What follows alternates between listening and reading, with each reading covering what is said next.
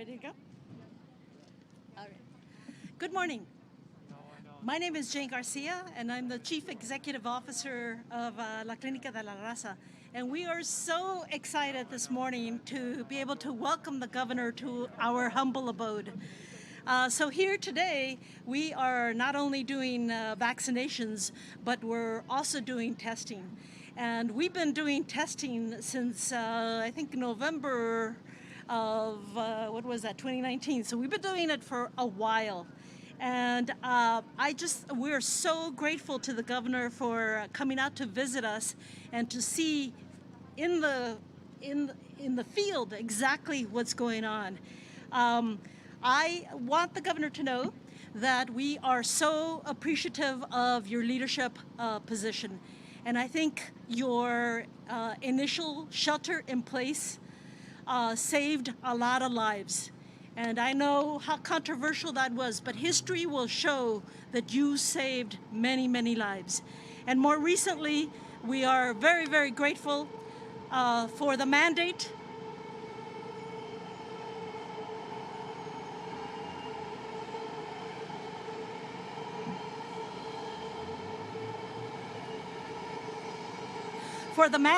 which we think has resulted in many, many more people getting the vaccine, and that's a good thing. It's such a nice time to have the governor here. La Clínica is celebrating 50 years of service. We serve over 91,000 patients in 35 different sites. And I want you to know that we're testing patients and providing vaccines in Alameda County, Solano County, and Contra Costa County. And many of the patients we serve live in crowded conditions and work as essential workers. Many of our patients live below the federal poverty level. Early on, at the beginning of the pandemic, the Fruitvale in particular was hit so hard. Our positivity rate was reaching 32%, which is extremely high.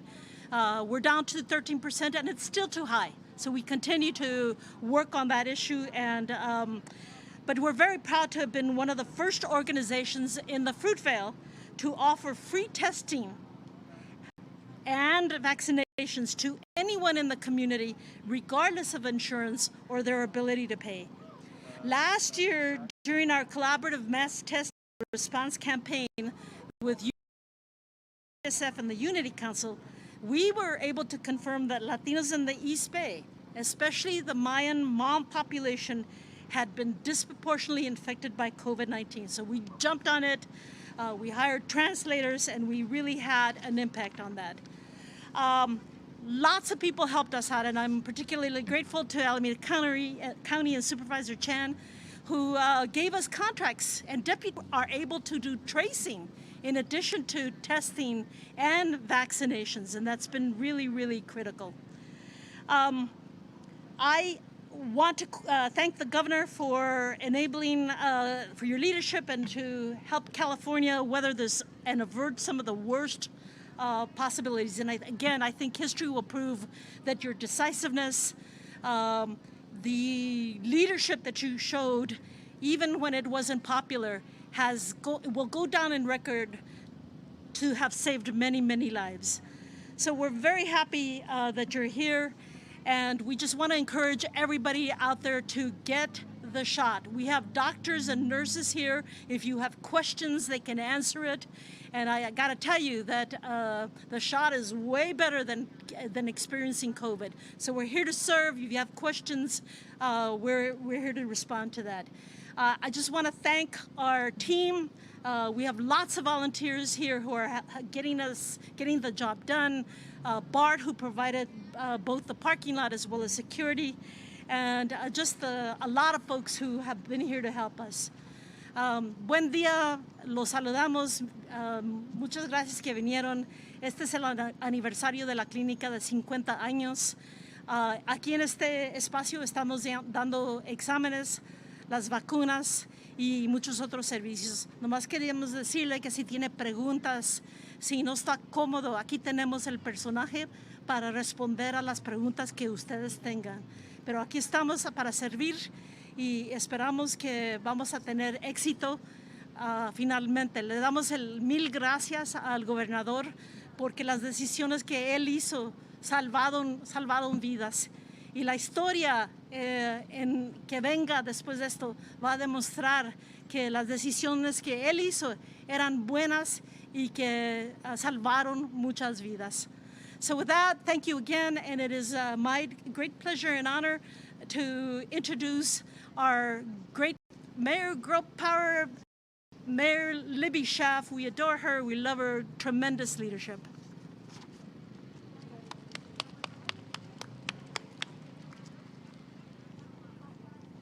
Thank you. It is always an honor to be the backdrop of the great governor of California, Gavin Newsom, sharing more positive news in a time when Californians truly need it.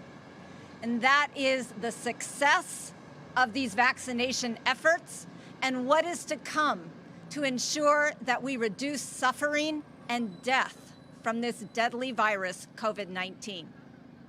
In this past year, nearly every death from COVID-19 has been someone who was not vaccinated. And it is community-based efforts like this one, led by La Clínica de la Raza, that has been doing the trusted health work in this community for years and years that we have to be grateful for. It is these community efforts that has led Oakland to achieve 86% of our eligible population having received their first vaccination, 86%. But we're not stopping. This week, Oakland joined many cities and the great state of California, following the example of Governor Newsom, in requiring vaccination as a condition of employment. We announced our vaccine mandate this week, and that means that unless you have a religious or medical exemption, being fully vaccinated against COVID-19 is a requirement for all City of Oakland workers. Now, we will be meeting with our labor leaders to confer over the impacts of this policy, but this policy is official. It is in place. And all city workers have until October 15th to provide proof of vaccination and until November 1st to be in compliance with this policy and be fully vaccinated or have received a validated exemption. Is there Spanish media here? Would you like a little in Spanish? Sí? Okay. En este año, casi todas las personas que murieran de COVID-19 no fueron vacunados.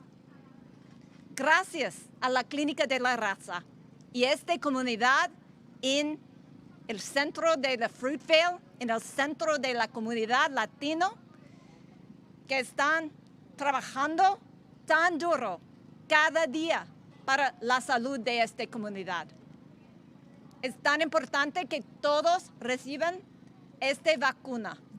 Por favor, vacúnese. With that, we cannot thank enough the leadership from Alameda County, who controls the health orders of this community. Both Alameda County and Governor Newsom have not just looked at pure numbers, but also equity, constantly fighting the health disparities that we inherited long before this deadly virus, but which have only been exacerbated by the evil influence of COVID-19. Alameda County has led in empowering trusted community health providers like La Clínica de la Raza to actually deliver right here in the heart of the communities that are most impacted, that often are the last to receive life-saving information, the tools that they need to deliver this vaccine to those who need it the most. And no one has been a fiercer advocate for health equity in Alameda County than County Supervisor Wilma Chan. Wilma. Okay, good morning, everyone. First, I want to thank the staff who's here today and the volunteers. This is a great effort. And I want to say La Clinica isn't just a good example, it's a national example. It's something that should be studied, written up, and in retrospect, we're going to see that the model, the community-based model that they developed over this time, working with other trusted partners in the community, was absolutely the way to go. I'm so happy to be here today with the great governor of California. We are so lucky to have had his leadership at the state level. I've been to other states where governors are saying that people can't even mandate masks in schools, when we know that children under 12 can't get vaccines. And I also know the kind of hatred that's spewed out by some people at the governor and other people in office who say that masks poison children and spread all kinds of terrible stories. So I know it takes a lot of courage to be a leader in this period of time. So in Alameda County, we have 88.3% of all over 12-year-olds have one dose, and 74.7% are fully vaccinated. And unfortunately, the people who aren't vaccinated are those who need it the most. We are still lagging behind in the African American and Latino communities, and it's for very good reasons, in terms of trust of the government, in terms of accessibility, in terms of language, in terms of being able to take off work, childcare, a lot of other reasons. So Alameda County is very, very focused on getting those who are not yet vaccinated. That's our top priority right now. So we've been going door to door in the community. There's a DOOR program called Direct Outreach to our residents. We've picked 23 census tracts in Alameda County, and we've done 20,000 door-to-door visits so far and talked to 6,000 people and tried to really answer their questions in a very patient way in terms of why they're hesitant to get the vaccine. I would like to say that if people, besides sites like this, there is a number to call in Alameda County. It's 510-208-4VAX. 510-208-4VAX if you want information on getting a vaccination. And the last thing I want to say is this was not just a vaccine effort, a tracing effort. The governor also put into place the Project Room Key program, where we moved homeless people into hotels, people who had COVID and people who were in danger of contracting COVID. And through that wonderful program, which he's recently expanded, Alameda County was able to find 750 permanent places for otherwise homeless people. So it's been an amazing effort over the past 18 months, not only in terms of giving vaccines, but in terms of saving lives and making our residents safe. So it's really with my pleasure that I get to introduce a governor who needs no introduction, Governor Gavin Newsom, who we should be very, very proud of as a leader throughout the country. California has the most vaccinated people in the entire nation, and I can tell you, it hasn't been easy. So welcome to the governor. Thank you, Supervisor. And let me just build on that. California now has administered 48 million doses of vaccine. That's 18 million more than the next highest state, the state of Texas. And we're very proud of that. And we're very proud of the efforts here in Alameda County and Oakland. And I'm very grateful to be joined by the supervisor, by the mayor, and of course the extraordinary work that is being done on the ground, where not just the state vision is realized, but our national vision is realized. Jane and her remarkable team, including all the remarkable volunteers you see behind me. Well, we still have work to do, but this is a momentous occasion to be able to announce at a statewide level, a state of 40 million people, the state that has a population the size of 21 state populations combined, that we have broken now 80% of all eligible Californians having received at least one dose. That's top 10 in the United States. That's tremendous progress, but you can hear, as you heard from the mayor, mayor and the supervisor that they've done even better here at the local level. But nonetheless, the state of California now has passed that threshold. 80% of all eligible Californians 12 and older have received at least one dose. We continue to be mindful of our responsibility to do more and do better, particularly for diverse communities. The supervisor was saying we still have work to do in the Latino community, the African American community, and what we refer to in California as the Healthy Places Index Quartile 1. You'll have to look that up, but it's a long way of saying this.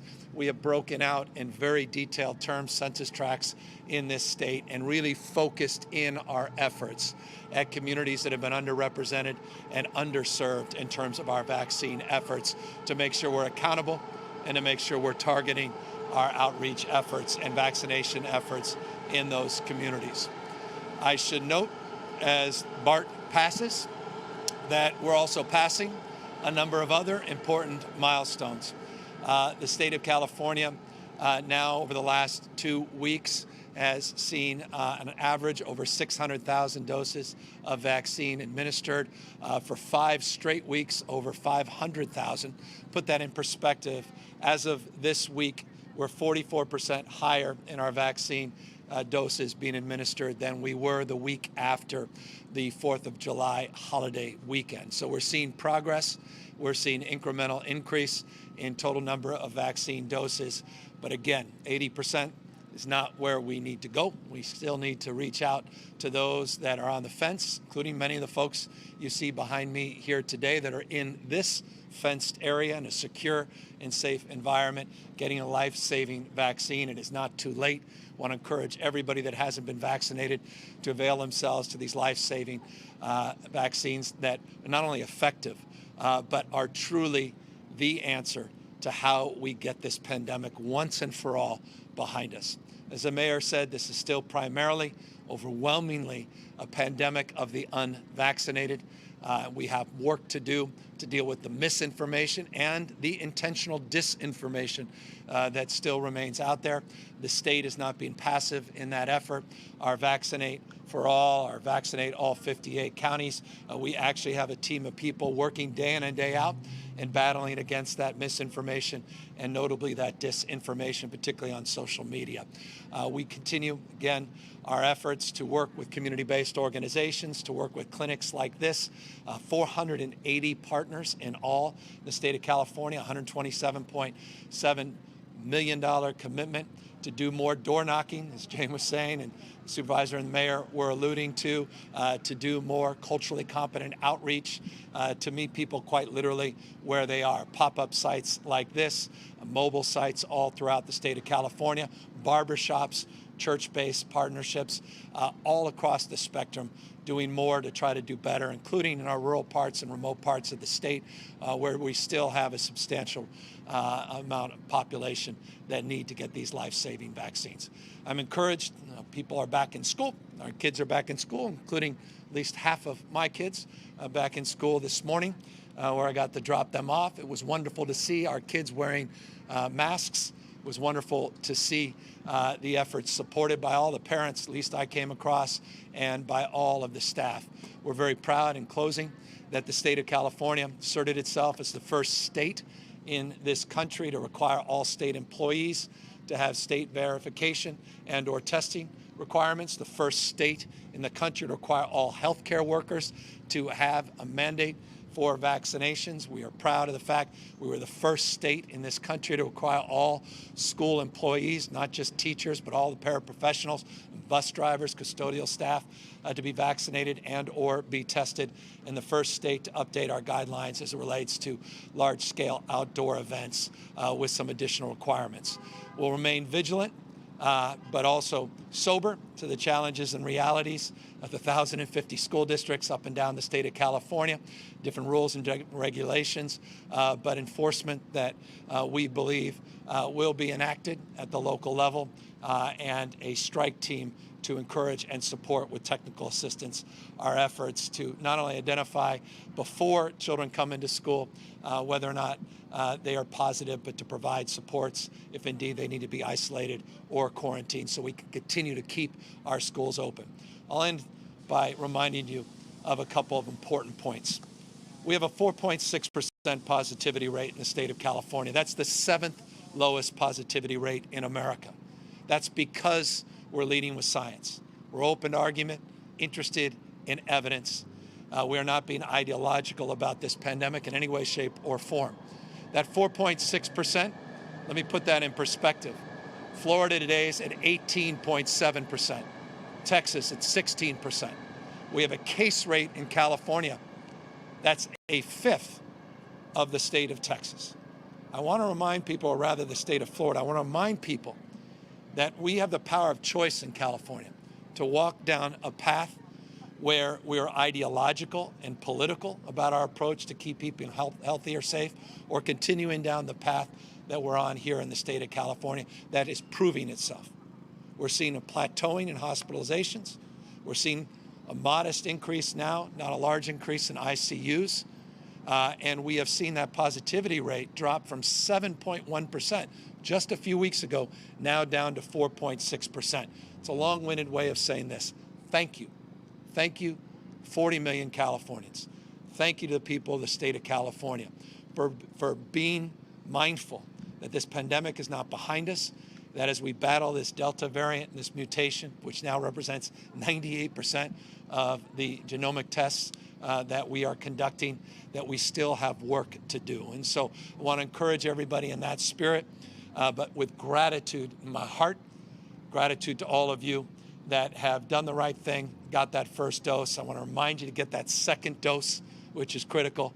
And then those that need to avail themselves, immunocompromised, to that booster shot, know that California is setting up the protocols and processes to make that seamless as possible, with more sites avail to individuals than at any other time in the history of this pandemic.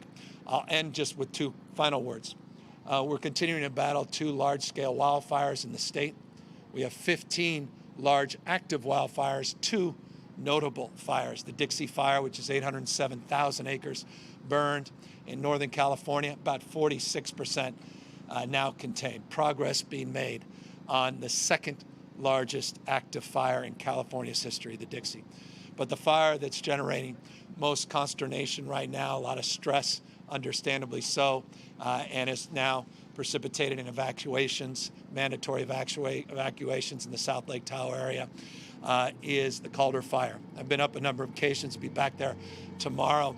We continue to battle that fire, about 192,000 acres, 16% contained, but we are making some progress, and I just want to thank all of the extraordinary work that is being done by 14,000 active personnel, dozer, hand crews, folks on the line, firefighters from all over the country, the mutual aid system alive and well, not just state, but federal partners, as well as local partners that are battling these active wildfires. Still a lot of work to do, but I just want to thank the men and women up there in uniform that are doing heroic work and battling that Calder Fire every single day, as they have been for now a number of weeks. So with that, we're of course here happy to answer any questions. Hey, Governor Greg Lee from KTVU. Thanks for taking our questions. Couple for you. Number one, obviously we've talked about a number of the vaccine standards and requirements the state has put in place. Are there thoughts to expand that to any other sectors, and what are they? And just to follow up to your comments about the Calder Fire, obviously a lot of people who have evacuated South Lake Tahoe and the surrounding areas are anxiously watching this firefight. What would be your direct message to them as they watch? It's the number one priority in the state. It's our number one priority. We're putting everything we've got on it. You'll see DC-10s taking off and landing from nearby air bases, putting down that red retardant. I was up there at the fire a couple days ago, and you saw clockwork. Dozens of helicopters coming in and pulling water out of the reservoirs, dumping actively these helicopters, the helitack crews, actively trying to suppress this fire. The hand crews out there. We've got National Guardsmen out there, conservation crew folks out there. CDCR has folks out there. So we're putting everything we can on this, federal partners. The president's been just magnificent. The major disaster declaration that we requested within 24 hours was signed off on to provide disaster assistance to individuals and businesses across the spectrum with all of these active fires across the state.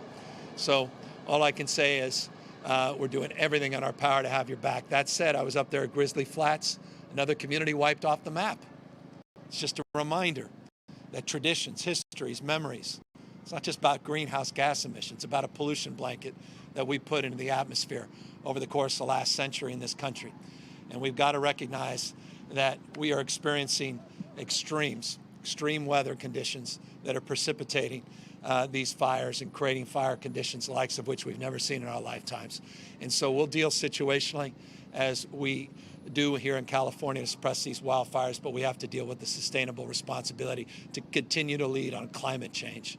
And that is our resolve and commitment, a backseat to no one in this country in terms of our commitment to radically change the ways we produce and consume energy in our state. Governor Carla Marinucci from Politico. California Democrats postponed their legislative push requiring people to prove they're fully vaccinated and to get workers to get the shots. Republicans are already saying they're going to oppose it. Did you and your or anybody in your staff weigh in on that? Did you let them know how you felt about that? And I have a follow-up question on a separate topic. I'll wait till you finish that. Yeah, we actively engaged. I mean, Buffy Wicks is a real partner and supporter of our efforts, and we've been actively engaged to see what's possible. But they've decided to shelve the bill for the moment, and we'll continue to be mindful about changing conditions. You've been reading about a new mutation, C12, now out of South Africa. It's another reminder, the imperative to get vaccinated if you haven't gotten vaccinated, so we don't deal with another strain, another mutation that sets back our efforts. We'll continue to work with the private sector, continue to work with local government that are leading by example. Mayor Schaaf being a perfect prime example of that, and Supervisor being an incredible supporter at the county level here in Alameda. But we'll continue to, previous question and that question, be open to argument and continue to process things, and not just with legislature, but also through the authorities that are vested in me under the emergency authority as governor. And Governor, on a separate topic, I apologize, but last week the California Parole Board approved the parole for Sirhan Sirhan. Can we get your thoughts on that decision? And you're the final call on that. How are you leaning? Well, they haven't formalized the approval, so I have to be cautious at peril of nullifying the process. There were two members. It goes to the full board. So I won't opine on.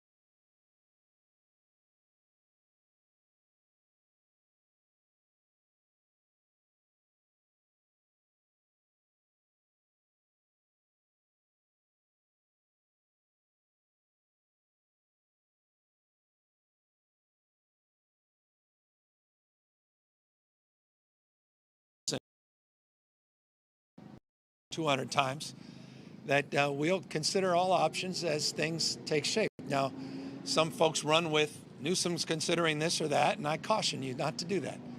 The fact that we led just a few weeks ago with the first statewide mandate for all state employees, and it has an implementation period, is a demonstrable example of our willingness to lean in. The fact that we led the first state mandate for all healthcare workers in our state to have mandated vaccine is another example. The fact that we did the same in our public schools, not just for teachers, but for all our paraprofessionals, is yet a third. We continue on as things change, as the mutations change, as sequencing directs us in different ways, then we'll consider subsequent actions. But right now, we want to see what we have put up, implemented and applied. We support local government's efforts to go even further. We create a floor.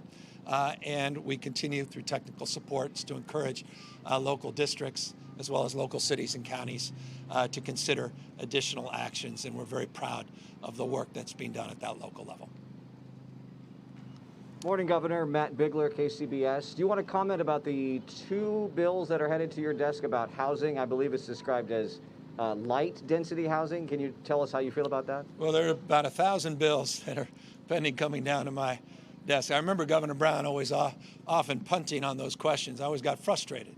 I imagine you get frustrated when a governor doesn't announce details of what he or she tends to do a month in advance of doing so. But I'm also mindful that when you have 1,000 bills pending, you want to take the time, reflect on those bills, read them in detail, see what final amendments were made in the last hours of the deliberation.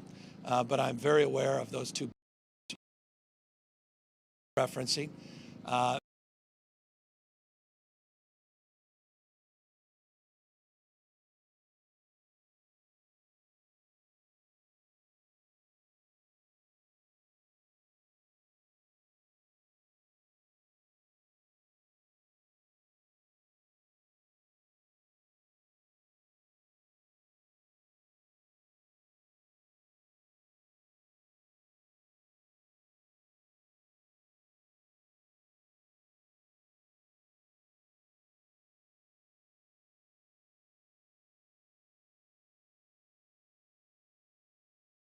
Hi, Governor Newsom. Hi, Scott Wilson from the Washington Post. Thanks very much for doing this. I know this isn't a campaign event, but we are in the middle of a campaign. And from today, I think, is the deadline. People are voting already. I wanted to get a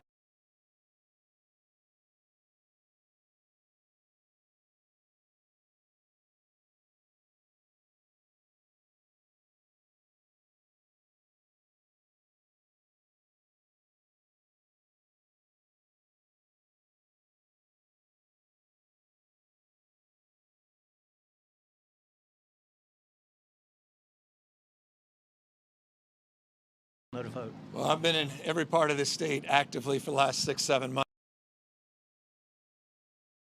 where we haven't been back on multiple occasions, north to south. And Northern California doesn't end here in the Bay Area. I mean,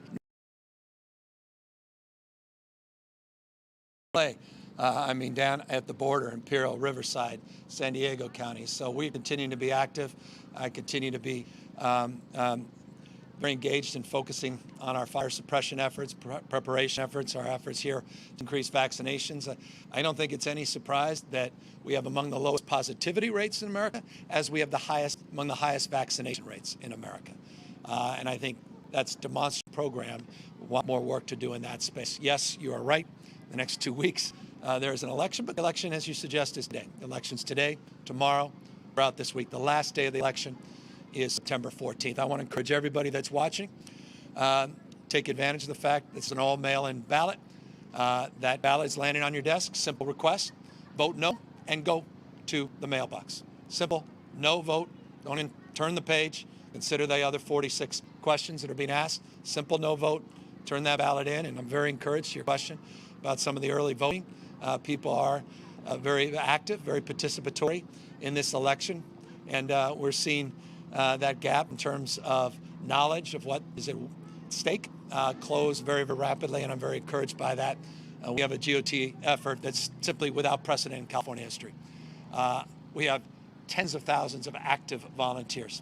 I'm just humbled by that and grateful by the enthusiastic engagement, people phone texting, phone banking, knocking on doors at an unprecedented level in California, and we're just winding up this last 2 weeks. So we're going to bring this home. We're working hard. I want to encourage everybody, vote no on this Republican-backed recall for no other reason than this. And I want to make this as clear as I possibly can. There's nothing more consequential than the issue that brought me here today, 14th. The starkest contrast between myself and all of the folks on the other side that all supported Trump and support Trumpism is their support to end the mask mandate and to end the vaccine requirements, quote unquote, before their first cup of tea. The leading candidate, Larry Elder, wants to end mask requirements and vaccine requirements before his first cup of tea. His model is Texas and Florida and Mississippi.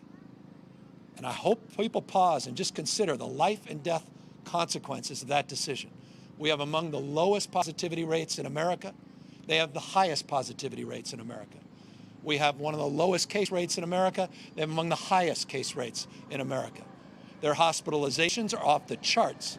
Our hospitalizations are plateauing. There is no more consequential decision to the health and safety of the people of the state of California than voting no on this Republican-backed recall. With that in mind, I want to thank everybody for the opportunity and privilege to be here, but no one more gratitude needs to be expressed than Jane and her remarkable team and all the great volunteers that are here and all the young folks here that are getting vaccinated. Congratulations on getting you vaccinated. And he's too young, but he's going to get there eventually. I'd like to thank everybody for the privilege and opportunity to be here. Take care.